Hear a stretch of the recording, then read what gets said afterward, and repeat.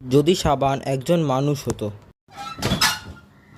উফ, কি কুক্ষণে যে লোকটার পাল্লায় পড়লাম, আমি আর পারছি না। তাই দোকানে বসে ভাবতাম একটা সুন্দরী মেয়ে আমায় কিনে নিয়ে যাবে, আদর করে মাখবে, আর আমি রোজ একটু একটু করে গলবো। কিন্তু ভগবান আমার কপালে এটা কাকে ঝুলিয়ে দিয়ে চলে গেল? এটা মানুষ, হনুমান মুখ, কোনো জায়গা পায় না, কোনো জাত নেই, খালি বগলের মধ্যে আমাকে রগড়ায়। মুখেও তো ঘষতে পারে, তাও মানতাম। এই বিচ্ছিরি গন্ধটার মধ্যে আমাকে নিয়ে খালি রগড়াতে থাকবে। একটু মুখে মাখবে, গায়ে মাখবে, তা না, খালি বগলের মধ্যে রগড়াবে। বাড়ির বাচ্চাগুলোকেও তো দিতে পারে, কাউকে ধরতে দেবে না।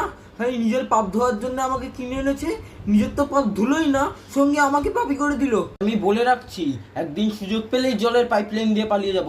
কি করে হনুমানটা ধরে আমিও দেখে নেব। ও মা, সাবানটায় পিছলায় গেলাম গো।